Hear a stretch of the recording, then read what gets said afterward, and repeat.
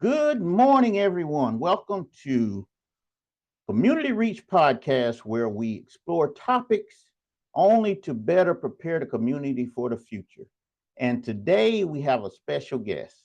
First time I've had a guest on the podcast, and we have Miss Janice Fowler, who's the director of Greer Housing Authority. Miss Fowler, how are you doing? I am good. You, Martin? I'm great. I'm glad to have you here. I'm so excited just to have you on the podcast today. Well, thank you for having me. It's been a Thank you for long having time. me. It's been a long time since I've seen you, and you're looking as great as ever. Well, thank you. I appreciate that. All And right. I appreciate the work that you're doing for the community. And we appreciate everything you do there in Greer. Just to let you guys know, today we're going to be talking about something that's very, very important and that may be impacted in the future, and that's housing choice vouchers. And in order to do that, I needed an expert. And so I asked Miss Fowler, Miss Janice Fowler, to come on today because she's been doing this for a while and she knows the ins and outs. So, Miss Fowler, I'm just gonna call you Janice. This is what I always call you. I don't know why I'm saying Miss Fowler. I'm gonna call you That's Janice. just Is that that's okay? just fine. That's just All right. fine. So today, one of the things we get a lot of people coming in here at community relations, and they have choice vouchers, and some of them have tax credits or income-based housing. And the weird thing about it, a lot of people don't know exactly which one they have. So hopefully you can enlighten us. So tell me, what's the difference between a housing choice voucher um, or a tax credit or income-based housing? Sure. So a housing choice voucher and its most common name is the Section 8 program. Okay. Mm-hmm. Most people know it by Section 8 program, but it is the housing choice voucher program. It is a federally funded rental assistance program where eligible participants receive a voucher to help cover the cost of rent in the private market. So this is on the private sector side. It's not property that the housing authority owns, but it could be owners by, just any property on the private market. Participants can choose their housing provided it meets program requirements, and they typically pay 30 to 40% of their income toward the rent, with the remaining portion covered by the voucher itself, meaning the housing authority. So a key point that I just made was that the participant can choose their housing. So keep that in mind. Now, tax credit and income-based housing refers to housing developments that receive government tax credits or subsidies to provide reduced rent for low-income families. In these cases, the rent is typically fixed at an affordable rate based on income limits and not directly subsidized through the vouchers. Okay, so that's one difference. And unlike the HCV program, residents must live in designated tax credit or low-income properties rather than choosing their own house. So there are lots of tax credits, properties, and lots of income-based housing, but they are specific to those particular units versus a voucher. You get a voucher and you can go out in the community. Well, let me rephrase that. You can go out in your jurisdiction that you've been given and find your own housing. That's why it's called the Housing Choice Voucher Program. Now, can someone with a Section 8 voucher rent at a tax credit property? Yes. So some of the people that are coming in to visit you and they pose that question, they could have a Section 8 voucher and they could be using that Section 8 voucher at a tax credit unit. Okay. And with the housing choice voucher, that moves with the person, right? If they decide to move or whatever. It does. Most housing choice vouchers are tenant-based vouchers, meaning the tenant received the voucher. Okay. Gotcha. And so because the tenant received the voucher, then they can take that voucher wherever they choose to. And there's a little thing called and I say a little thing, it's really a Mm. big thing. It's a big part of the program. It's a little thing called portability. So if someone has a voucher and it's a tenant-based voucher, and if they're in good standing and if they're eligible, they can port that voucher. They can port that voucher not only from Greer to Greenville or Greer to Spartanburg or Greer to Columbia, but they can port that voucher, if eligible, to New York, California, anywhere in the United States. Hmm. There's guidelines for that the two housing authorities would work out and determine, if that person can port, first of all, if they can port, and other issues, other factors that go into, but portability is a big part of the Section 8 program.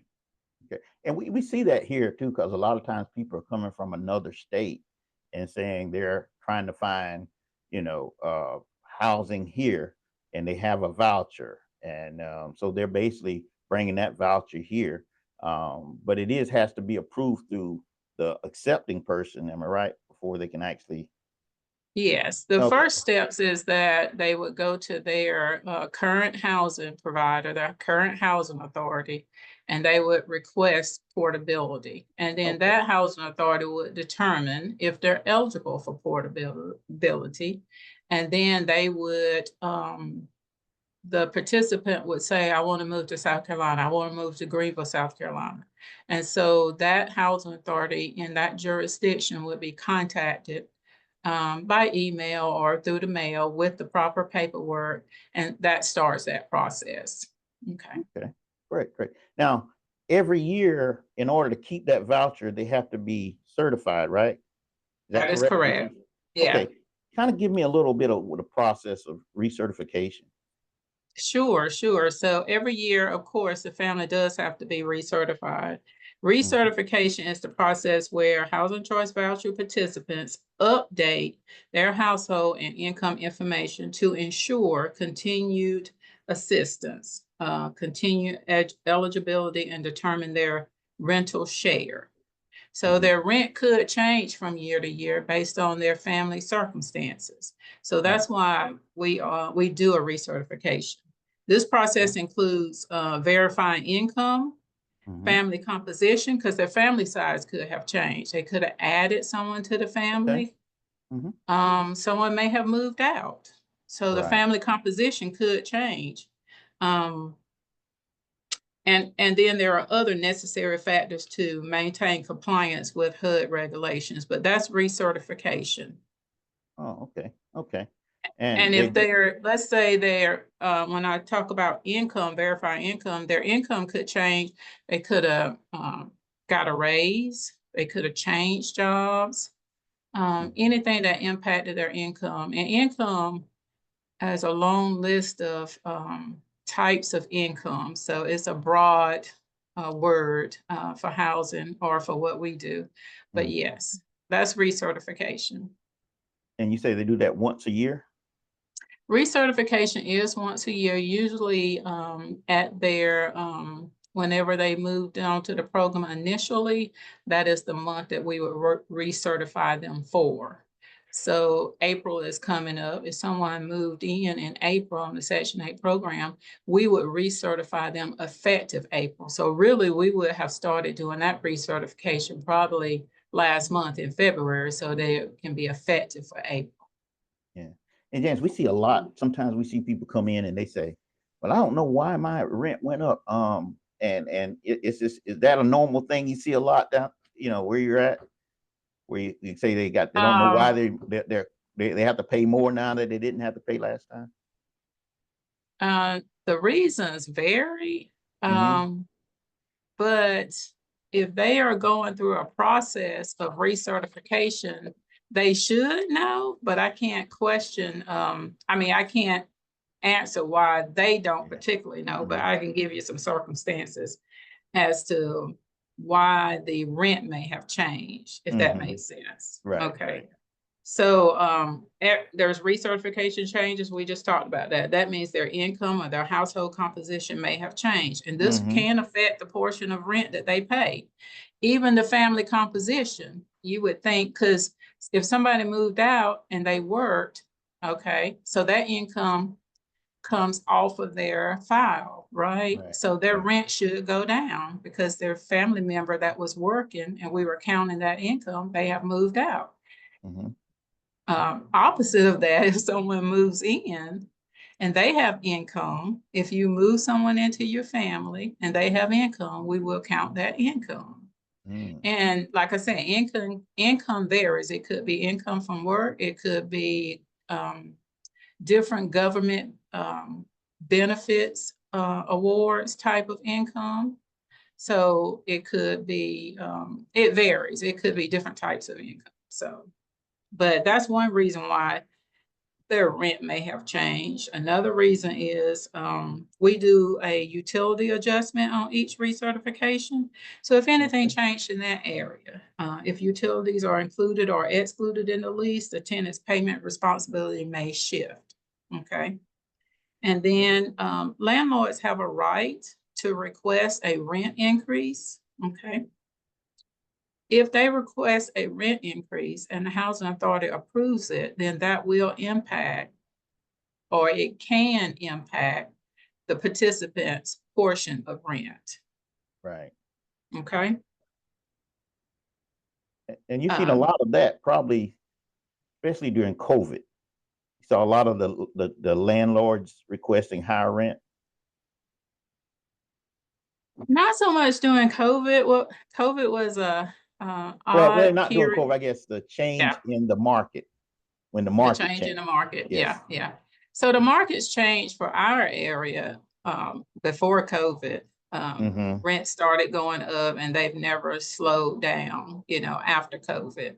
So the Right. market has increased a lot in our area. And because of that, we use HUD publishes a fair market rent every year for the area that your housing authority is in. Okay. Mm-hmm.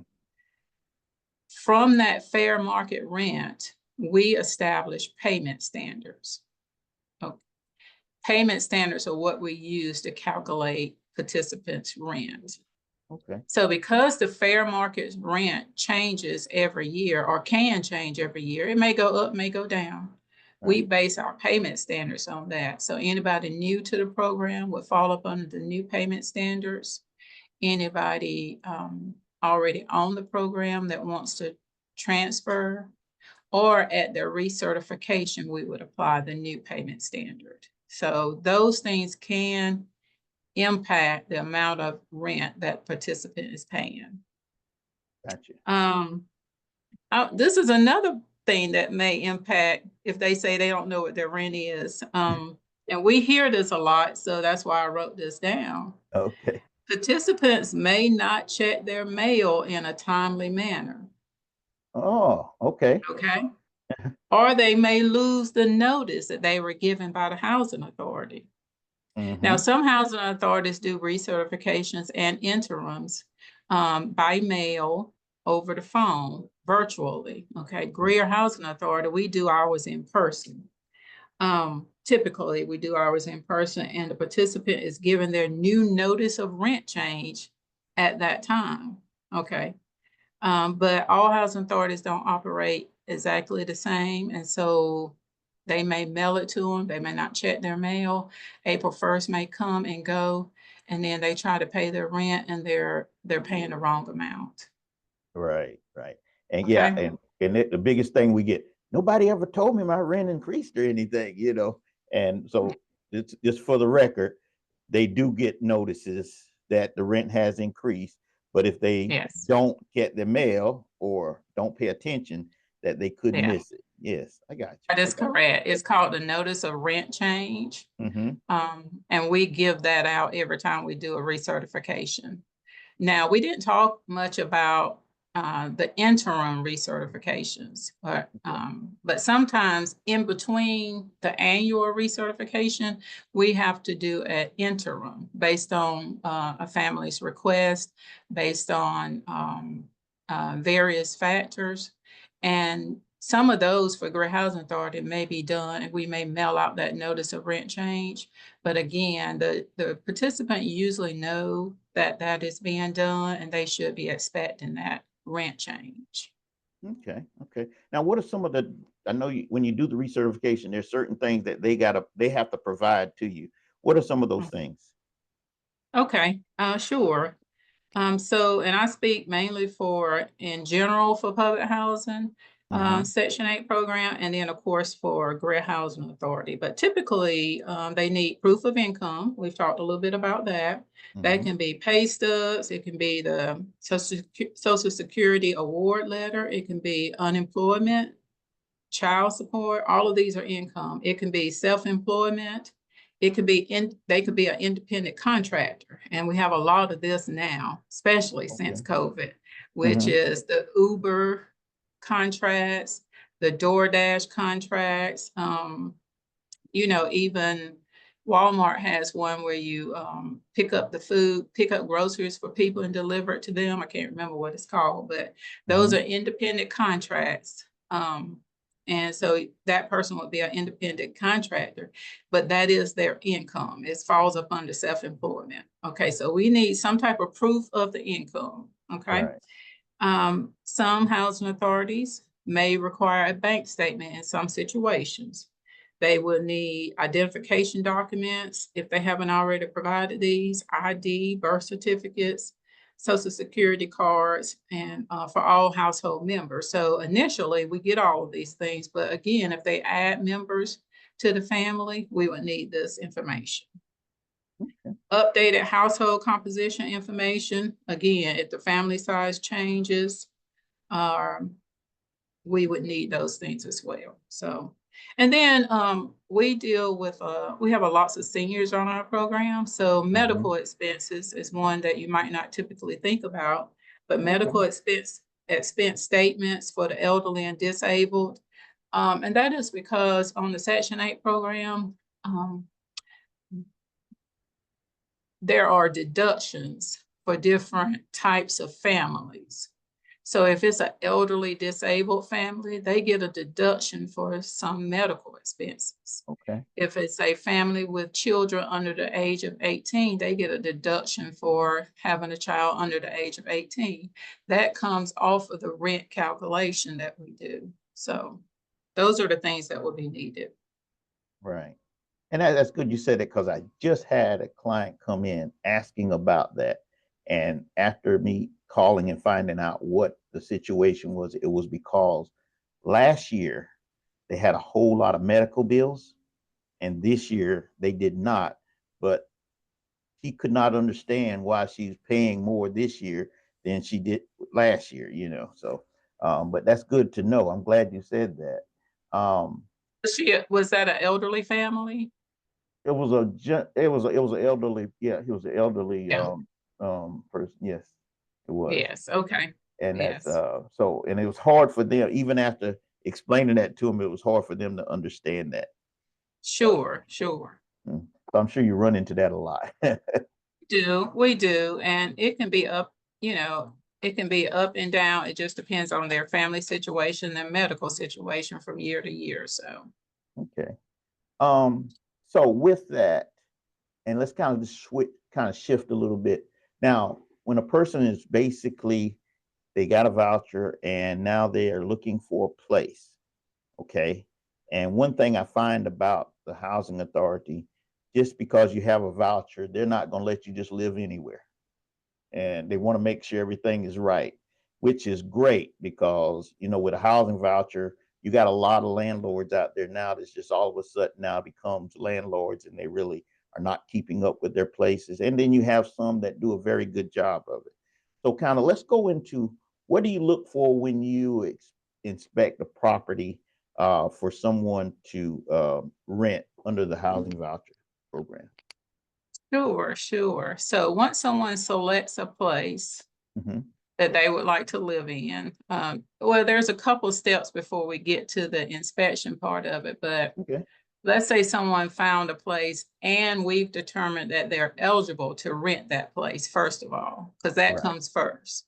Mm-hmm. And then we would schedule an inspection with the landlord of that property. And right now we fall up under the category of HQS inspections Hmm. that will We're looking for that to change. It is proposed to be changed later on this year to V-Inspire inspection.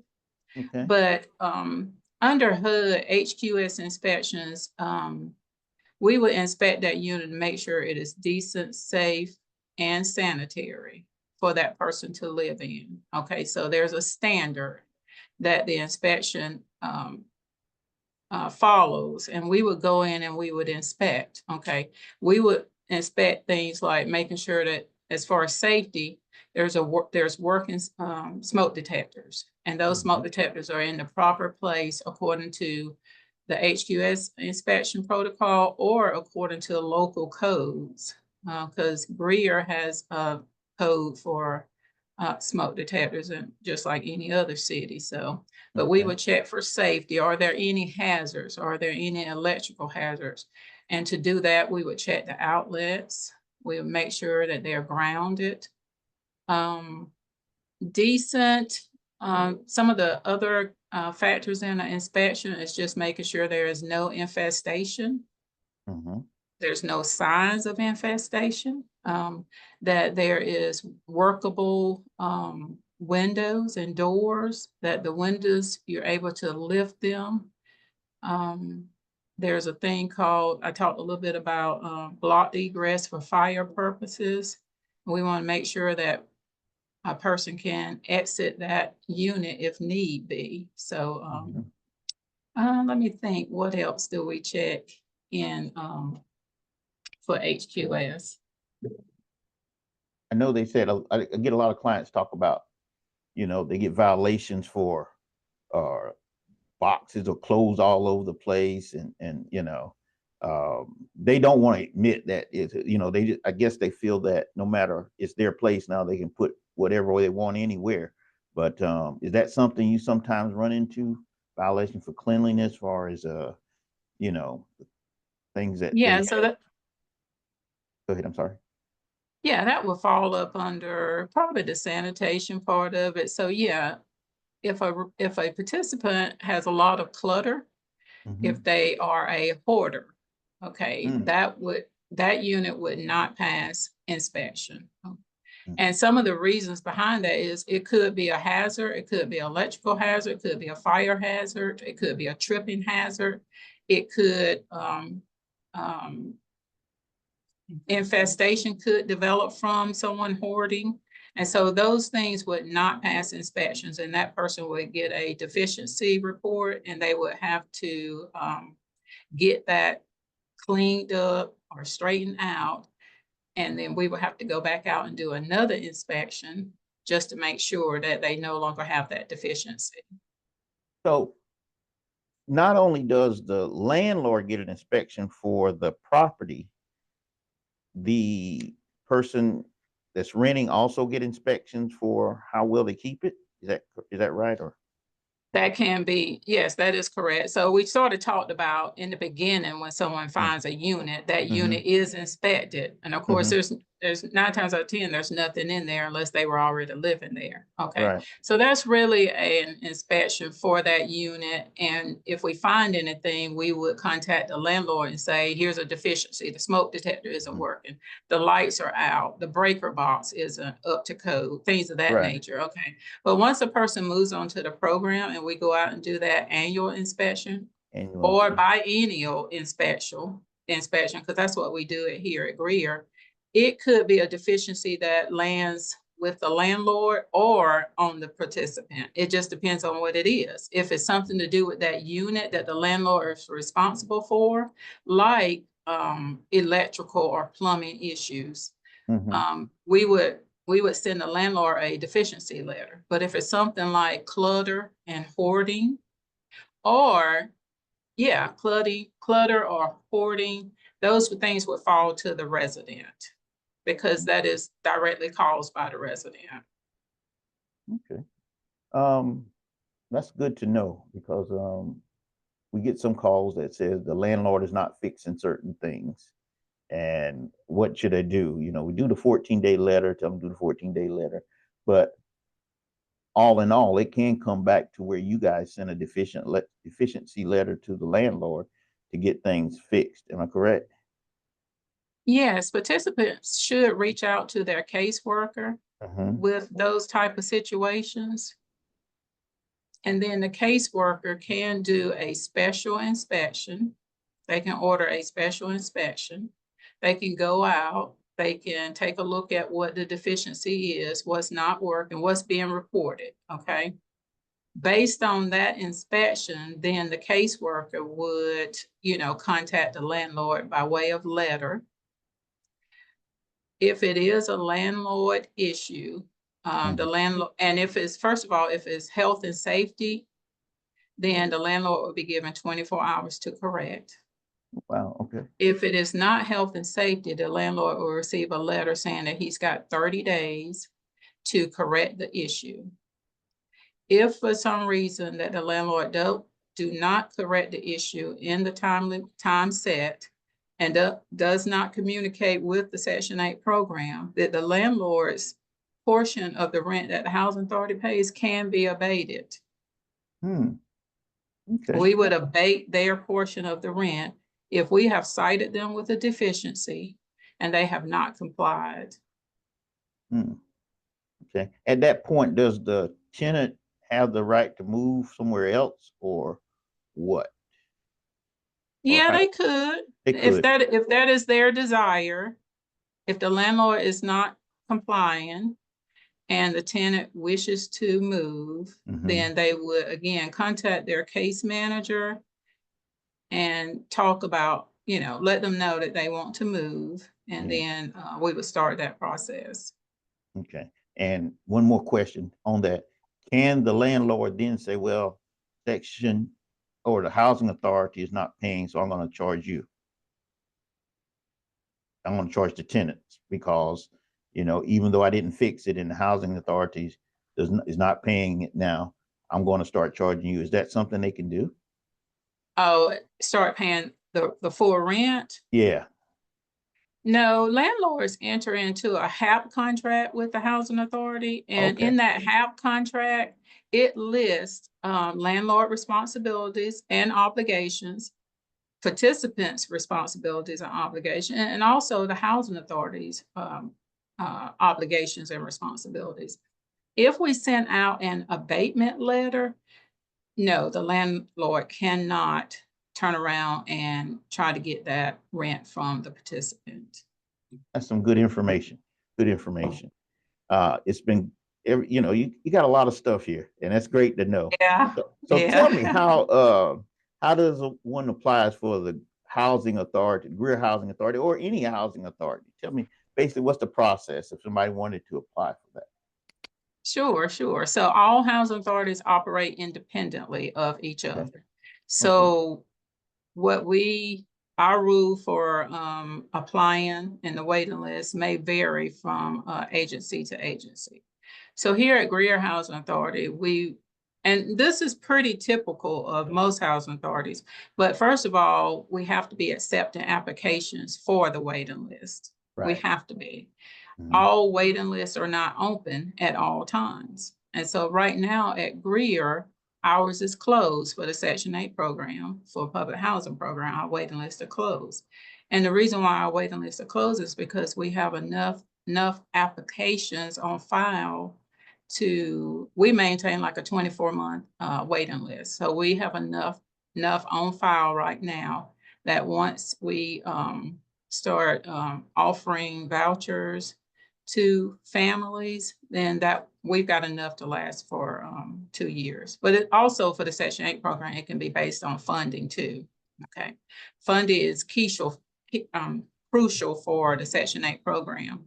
So, but as far as the steps, let's say we were accepting applications. Let's say our waiting list was open. Here at Greer Housing Authority, we take applications online. So they would go to our website or they would go to our application portal and they would apply for whichever program is open. Okay. So we do have reasonable accommodation requests for our application process, just like we do for all aspects of our programs. There is reasonable accommodation. So if someone has a reasonable accommodation for our application process, they would just need to contact the Housing Authority and say, hey, I don't have a computer. I don't have access to a computer. I don't know how to use a computer. Okay. Then we provide a time for them to come into the office and sit down with our staff and be able to put in an application online. We assist with that. You know, that's music to my ears. You say that. Well, Janice, it's been Yeah. a pleasure having you on today. I thank you for the wealth of information that you brought to us. And, you know, it's just, I'm sure this will benefit a lot of people that are basically has questions in reference to the home choice vouchers. But I want to thank you personally, just thank you for coming on and being my first visitor or guest on the show. So we just thank you. And I will be talking to you later, but we just appreciate you. Martin, thank you. Thank you again for what you do. And thank you for the invite. I wasn't sure about this at first, but I think it went very well. So I appreciate you wanting to get answers for the community. Well, thank you. Thank you.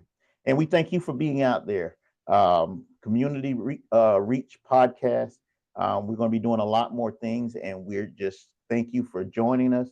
And we will see you next time on Community Reach podcast.